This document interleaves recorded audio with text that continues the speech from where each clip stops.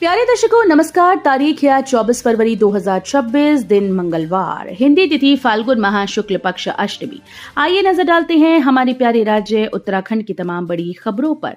Video शुरू करने से पहले कमेंट बॉक्स में जय हिंद लिखकर हमें सपोर्ट करें। तो चलिए शुरू करते हैं। सरकारी कार्यालयों की सुरक्षा के लिए बनेगी एसओपी। मारपीट प्रकरण के बाद सीएम धामी ने दिए निर्देश। मुख्यमंत्री पुष्कर सिंह धामी ने सरकारी कार्यालयों और कार्यस्थलों पर अधिकारियों, कर्मचारियों और शिक्षकों की सुरक्षा के लिए मुख्य सचिव को एसओपी बनाने के निर्देश दिए। सोमवार को उत्तराखंड अधिकारी, कर्मचारी, शिक्षक मोर्चा के पदाधिकारियों ने मुख्यमंत्री आवास में मुख्यमंत्री पुष्कर सिंह धामी से भेंट की। 21 फरवरी को प्रारंभिक शिक्षा निदेशालय में हुई घटना के साथ हाल के समय में अन्य स्थानों पर सरकारी अधिकारी, कर्मचारियों के साथ हुई घटनाओं का उल्लेख करते हुए ऐसी घटनाओं पर रोक लगाने की मांग की। सीएम धामी ने कर्मचारी नेताओं की बातों को गंभीरता से सुनते हुए कहा कि सरकार कार्मिकों के मान सम्मान और सुरक्षा को लेकर हमेशा गंभीर रही है।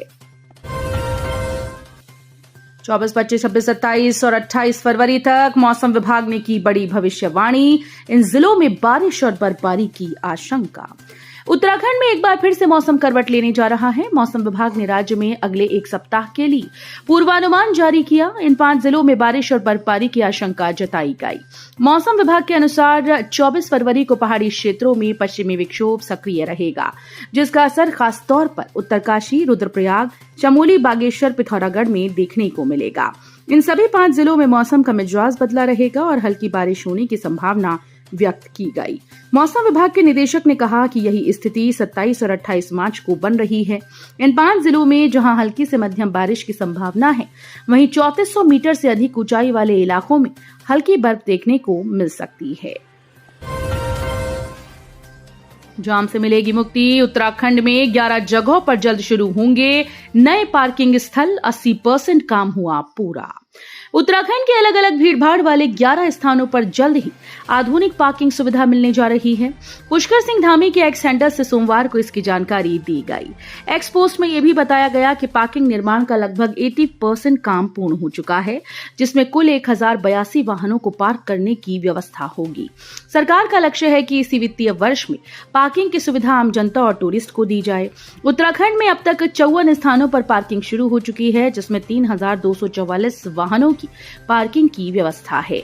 मुख्यमंत्री ने हाल में कहा था कि राज्य में बेहतर सड़क नेटवर्क के चलते टूरिस्ट अपनी कार से आना पसंद करते हैं, जिससे ट्रैफिक पर दबाव बढ़ना स्वाभाविक है, मगर अब इसे सुधारने की दिशा में काम हो रहा है। सीए के नए कानून का असर। उत्तराखंड में 159 हिंदू शरणार्थियों को मिली भारत की नागरिकता। सिटीजनशिप अमेंडमेंट एक्ट 2019 सीएए के तहत उत्तराखंड में रहने वाले 159 हिंदू शरणार्थियों को भारत की नागरिकता मिलने जा रही है। भारत सरकार और उत्तराखंड सरकार ने ऐसे हिंदू लोगों की गहनता से जांच पड़ताल करने के बाद उन्हें हिंदुस्तान की नागरिकता देने का निर्णय लिया है। मोदी सरकार ने संसद में सीएए यानी नागरिक संशोधन अधिनियम 1955 में सुधार करते हुए 2019 में बिल पास किया था, जिसे राष्ट्रपति ने मंजूरी दे दी थी। उस समय संसद में विपक्ष के भारी शोरगुल के बीच गृह मंत्री अमित शाह ने उक्त एक्ट में संशोधन की जरूरत को सामने रखा था। इस संशोधन में 31 दिसंबर 2014 से पहले भारत में शरण लेने आए हिंदुओं को भारत की नागरिकता देने का फैसला मोदी सरकार ने लिया था। उस दौरान विपक्ष और वामपंथी संगठनों ने इसका भारी विरोध किया था और सड़कों पर आंदोलन भी किए थे। केंद्रीय जल शक्ति मंत्री से मिले सीएम धामी। कुंभ की तैयारियों और नमामि गंगे को लेकर हुई चर्चा। मुख्यमंत्री पुष्कर सिंह धामी ने दिल्ली में केंद्रीय जल शक्ति मंत्री सीआर पाटिल से शिष्टाचार भेंट की। इस दौरान उन्होंने 2027 में हरिद्वार में आयोजित होने वाले कुंभ की तैयारियों और नमामि गंगे से संबंधित परियोजनाओं पर विस्तृत चर्चा की।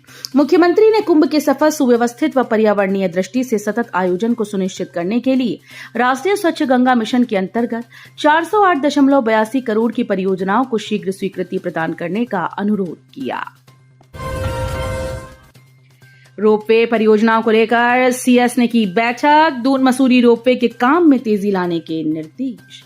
मुख्य सचिव आनंद बर्धन ने उत्तराखंड में रोपवे परियोजनाओं के विकास, क्रियान्वयन, संचालन व रखरखाव से संबंधित विभागों, हितधारकों और पीपीपी कंपनीज के साथ पहली बोर्ड बैठक की।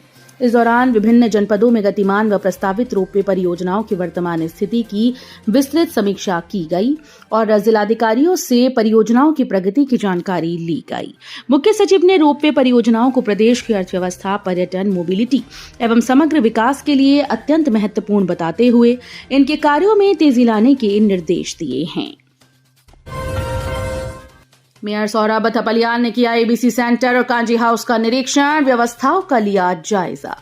मेयर सौरभ थपलियाल ने केदारपुर स्थित एनिमल बर्थ कंट्रोल सेंटर और कांजी हाउस गौशाला का निरीक्षण किया। इस दौरान उन्होंने निर्माण कार्यों की गुणवत्ता और व्यवस्थाओं का जायजा लिया। उन्होंने कहा कि महत्वपूर्ण डॉग शेल्टर बनाने के लिए जगह चिन्हित कर ली गई है और डॉग शेल्टर का निर्माण भी हाईकोर्ट की गाइडलाइन के अनुरूप जल्द ही हो जाएगा।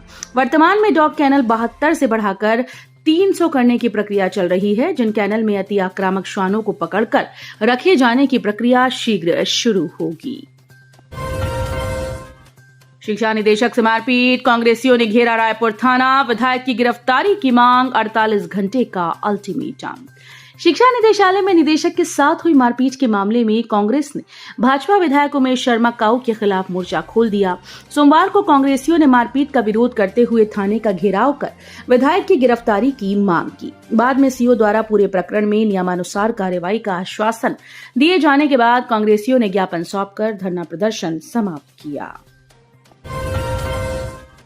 कटारमल में दिखेगी 10 सूर्य मंदिरों की झलक, 12वीं शताब्दी के ऐतिहासिक मंदिर को मिलेगी नई पहचान।